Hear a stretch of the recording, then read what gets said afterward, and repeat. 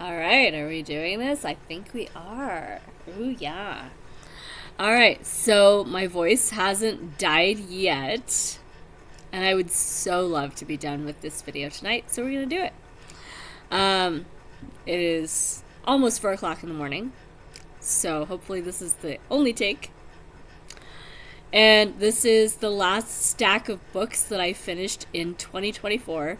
The books I finished for December 2024 that I have in print. So, one of the books that I have on this stack was sort of a partial reread, and I did not count it in December as one of my books. But I am marking it as one of the books that counts for Read What You Own because I finished reading enough of the stories over again that I wanted to, that it can go away, which is kind of the point of Read What You Own. So this one, you remember from Tar, I read it rather quickly to get the points. And it was good, but there were some stories that I wanted to go back and read them again before I got rid of the book. So I did. So now, Modern Classics of Science Fiction, edited by Gardner Dozois, is going away. I also finally finished Neverness, which I had gotten like 65% into, far enough that it passed the 50% mark and could count for points for whatever I counted it for. But it wasn't done yet, and oh my gosh, I'm going to try not to do that this year because it left so many books that I had to go back and finish that I kept forgetting that, oh, I haven't actually read the last page yet.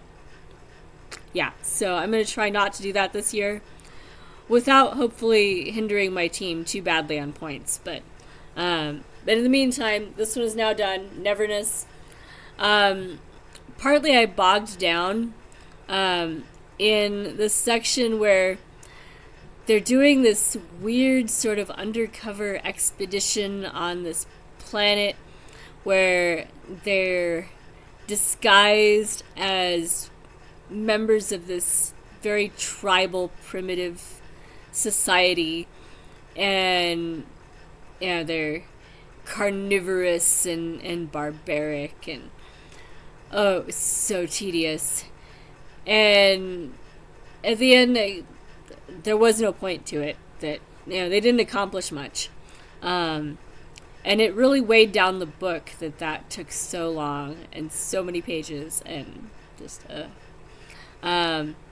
so between that and the whole book had weird pacing, and it could have been way shorter and been at least as good.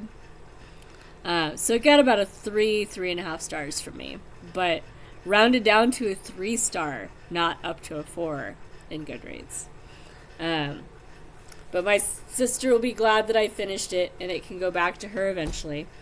Then this one I am not counting, or no, one of these I'm not counting. This one I am. This one's the one that my friend sent me the 4 first books in this series. The Inspector Gamache Murder Mystery Series by Louise Penny. This one actually, A Fatal Grace, it's book 2. It is problematic if you're triggered by fat shaming and bullying targeting at overweight people. And my friend has such issues, and this book was just way too much. She couldn't get past it to get to the plot. It was just offensive. And I could see that, actually.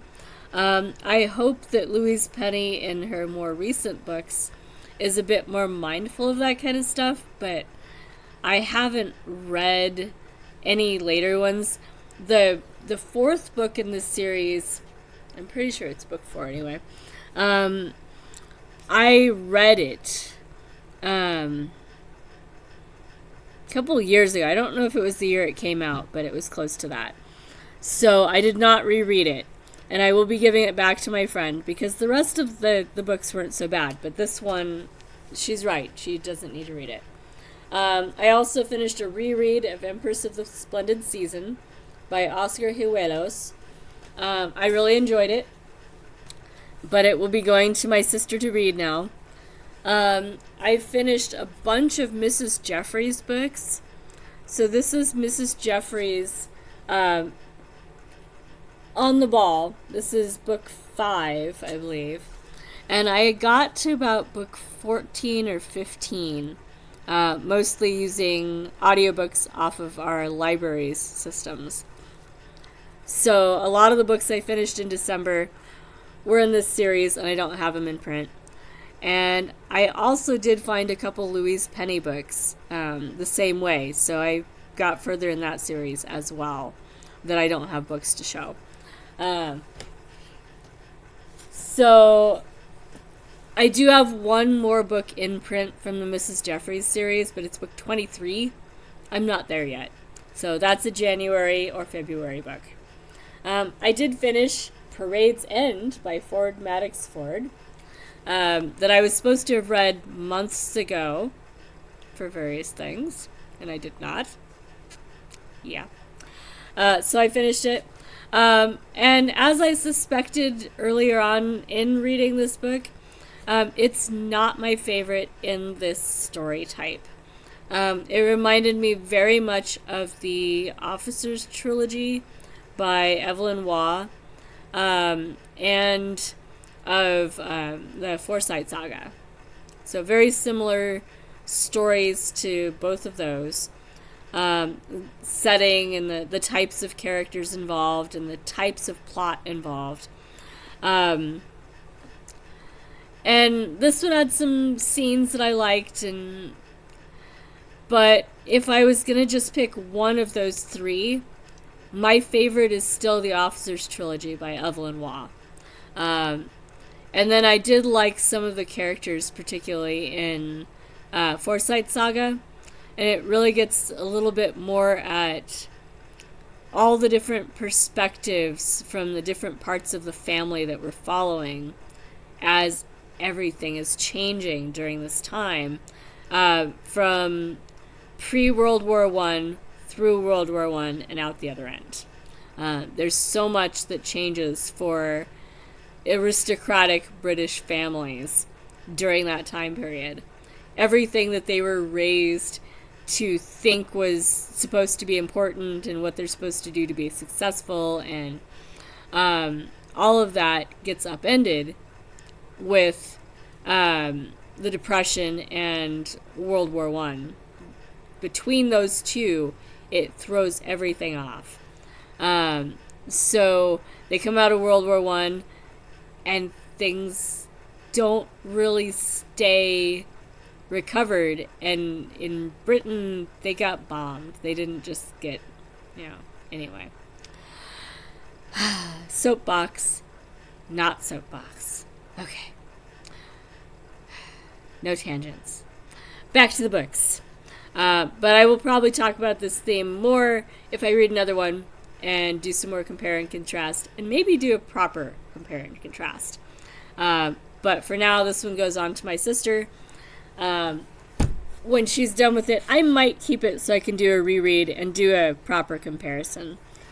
I also finished The Touchstone by Edith Wharton, in which we have a couple and a potential cause of marital strife that becomes a cause of marital strife in a weird way.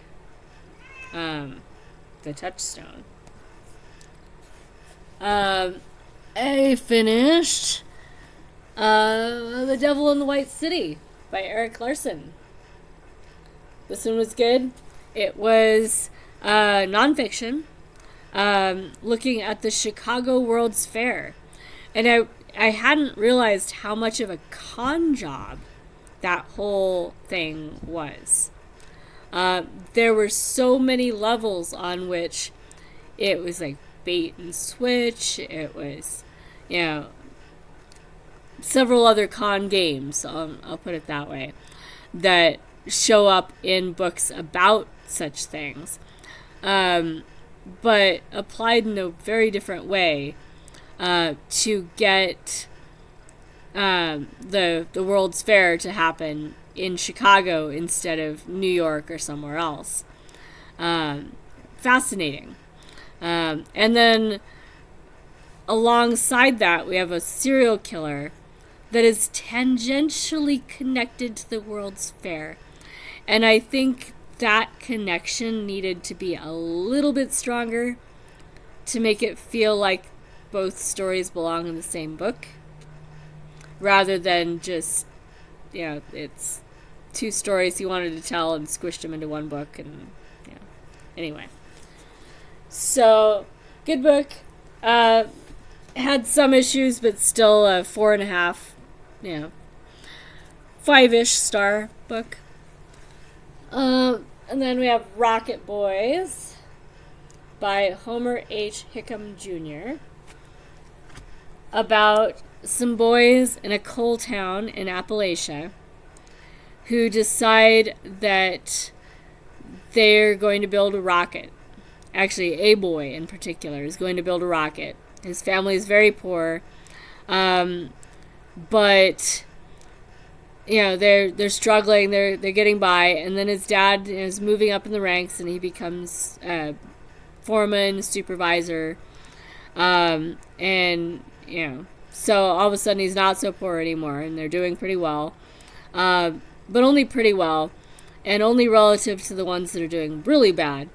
But coal is a dangerous thing if you're a miner. And so it gets into, the hazards of being a miner in a coal town and living in a coal town. And, if you're close to the mine workings and a fire breaks out or a tunnel collapses, there are risks involved that pop up. And it's a company town. So if you lose your job or if your spouse dies, you've now lost your home, and not only are you grieving your spouse or trying to figure out what to do because you lost your job, you're out of your house. It is not yours. It belongs to the company, and you're no longer an employee, so you don't get to live there. So it was an interesting book, interesting perspective, and the idea of these boys building rockets the way they're doing to enter the science fair was kind of fun. I couldn't relate to some of it. I can't imagine the kind of science fair that would involve things like having a machine shop building proper rockets that actually work the way they're doing. The science fairs I remember were more like cardboard posters and stuff like that. So not a scale of stuff that I'm used to. I suspect that part of that's just that if you're out east you see more of that, but no idea. It was still fun, and a nice glimpse at small town coal town life in Appalachia, with rockets. One of the last books I finished in December was actually The Golden Enclaves by Naomi Novik. This one is book 3 in a trilogy, so I finished a trilogy. That was very nice.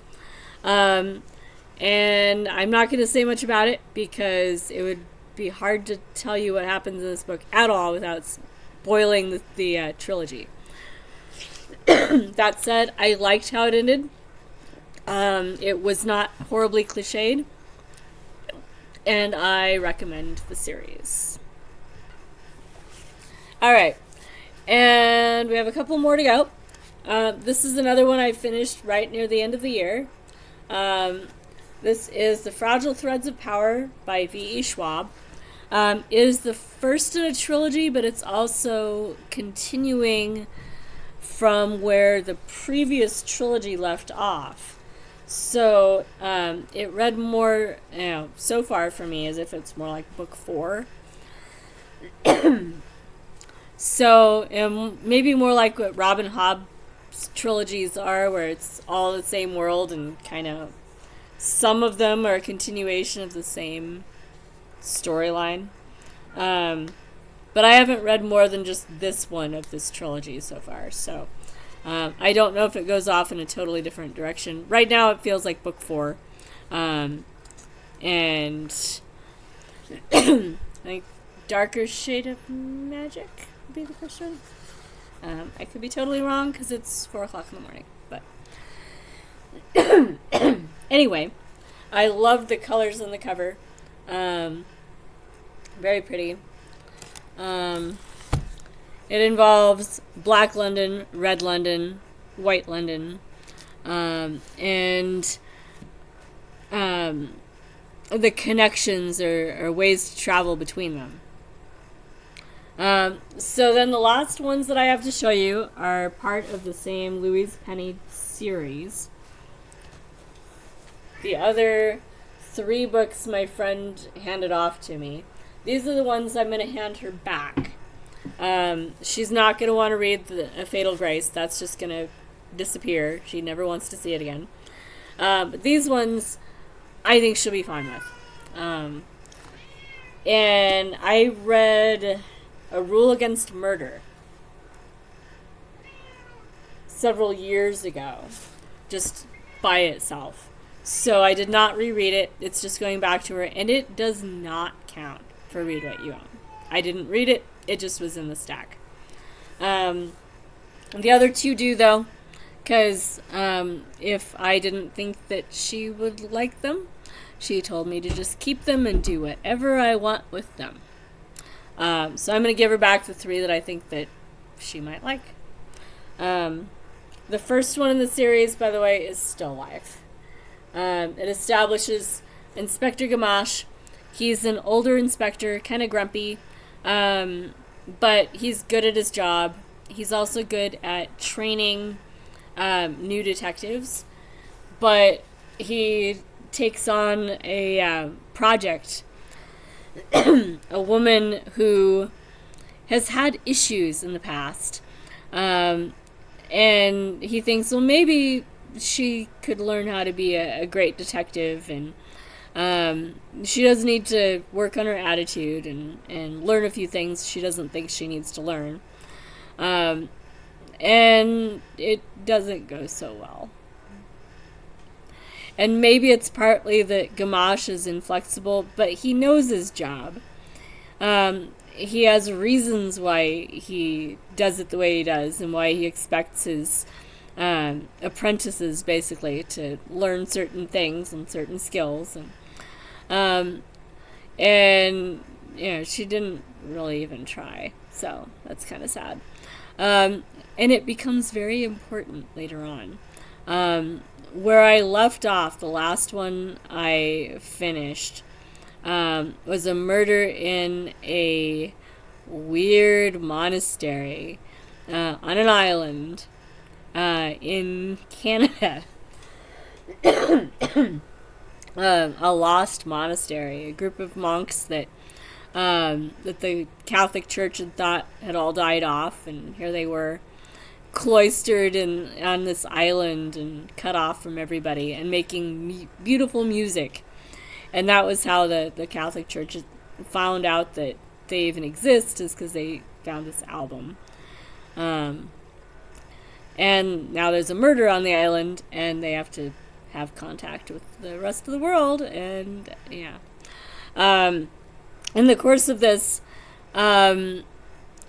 everything gets turned on its head as far as Gamache and his team and how they are working together, and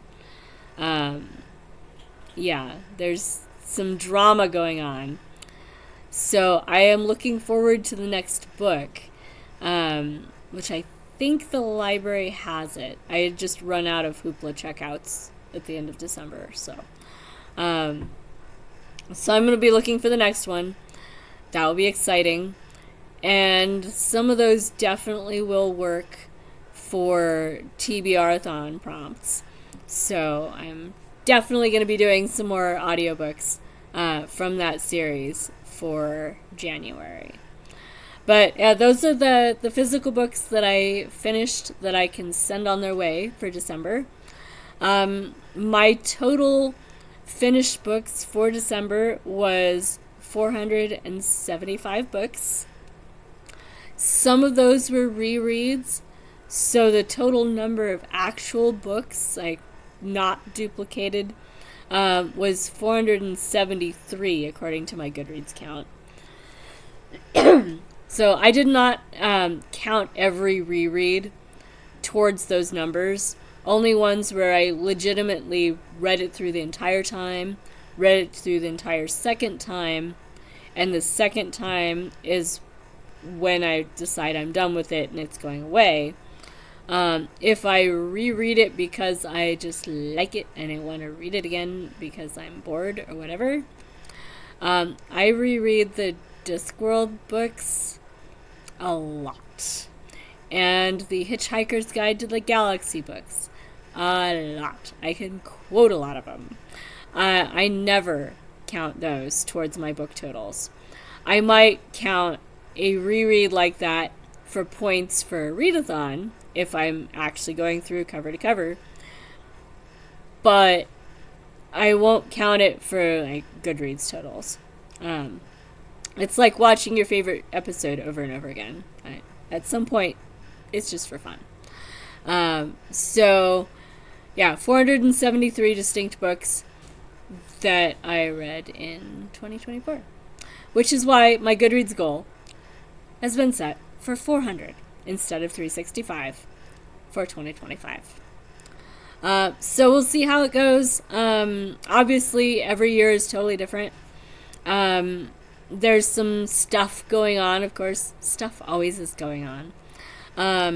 I think this year is going to be fairly stable as far as not moving or anything like that.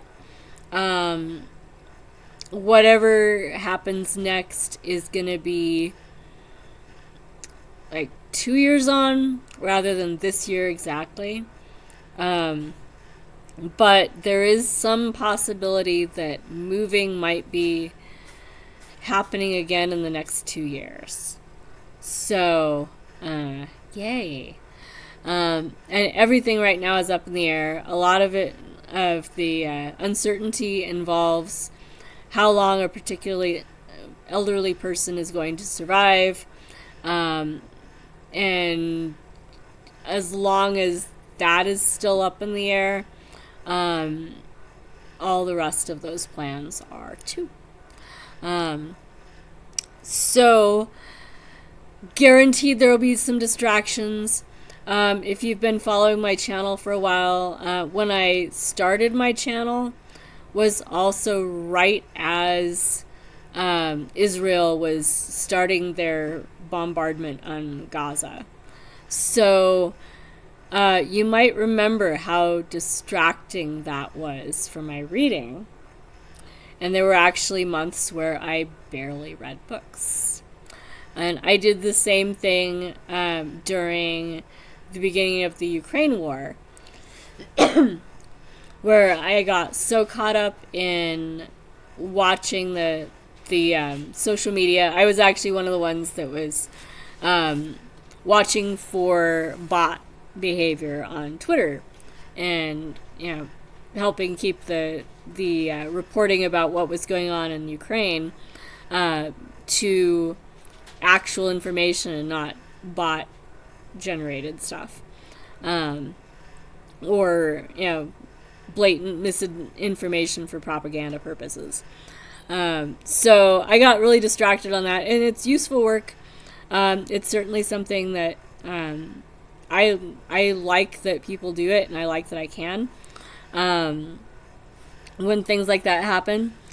And it's such a distracting sort of event to be going on that I find it easier to be involved in some way than to try to keep doing what I normally do and pretend like it's not still running in the back of my head the entire time. So yeah, it's just what I do with disasters and wars, like coping mechanism and being useful. But it does mean that time things like that happen, my reading, it's not zero, but it's not very high. And And it depends on how long the thing lasts and how long that kind of intensity lasts, whether I get back to normal sooner or later. And we had a fire a couple years ago on New Year's Eve. Like, literally, New Year's Eve. We had this stupid fire that popped up, and it took like 4 hours to go from being a teeny tiny fire to burning out like a third of the town I used to live in for part of my college time. In an area that just does not happen. You expect fire in the wilderness areas, not where it popped up. And certainly not acting like that. It was a perfect storm sort of thing. So during that day, I didn't read. I normally would have been. I didn't. I was actually active in a community that was helping match up found pets with lost pets. So people that couldn't get home in time to let their pets out. I would watch for, them posting pictures of this is what pet I'm looking for. That, the police officers went around and opened the doors and let all the pets out so they would at least not burn in the houses. That was all they had time for. It was crazy. And then we had to help people find their pets if they survived after the fact. And a lot of them were reunited. It was amazing. Some of them were too badly burned and didn't make it anyway, but at least they knew what happened. And at least a lot of pets did have a chance. They were able to escape the house and run ahead of the fire enough to survive. There's one that survived in a culvert. It was badly burned, and I don't remember if it made it, but it was crazy. But that one, it was one day. I lost a day of reading, and then all the rest of it was stuff that I'm not involved in. It was a natural disaster. It was totally bizarre.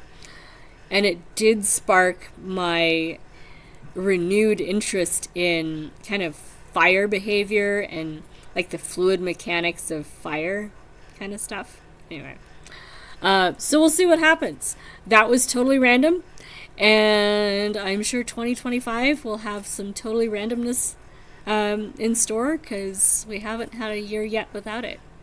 So I'm curious to see what it's going to be. In the meantime, I have kittens. And the 4 that I have now, I will probably have for maybe a week longer. And then maybe I'll have a break. And maybe I'll have more kittens. I do know of a litter that I might be getting in a couple weeks. So there may be a litter of black ones to replace these guys. So stay tuned for more great programming on my BookTube channel. And I will catch you guys at the end of the week with a What Did I Read in the First Week of 2025 video. And I may do a little bit more video stuff on some of the structuring I'm doing for, what I'm reading for 2025, but I think I can cover it all just talking about the books I've selected and why, and so we'll see. There may also be some tag videos this month. I haven't done them for a while, but I have fun with them, even if most people don't watch them. I think some people do. And I think last time I did tag videos, I also didn't have as many friends on BookTube, and I didn't have as many followers. So, maybe nobody watched them just because I didn't have enough of a following yet. So, in any case, I'll probably try tags again just because they're so much fun.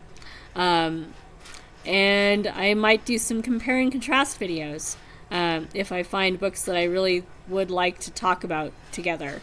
And if I manage to hold on to them so that I can actually show all of the books in question. Yeah. So I'm going to get back to reading, or probably go to bed when this video uploads, and read tomorrow. And I will catch you guys in the next video or on Sprints somewhere. Talk to you later. Bye!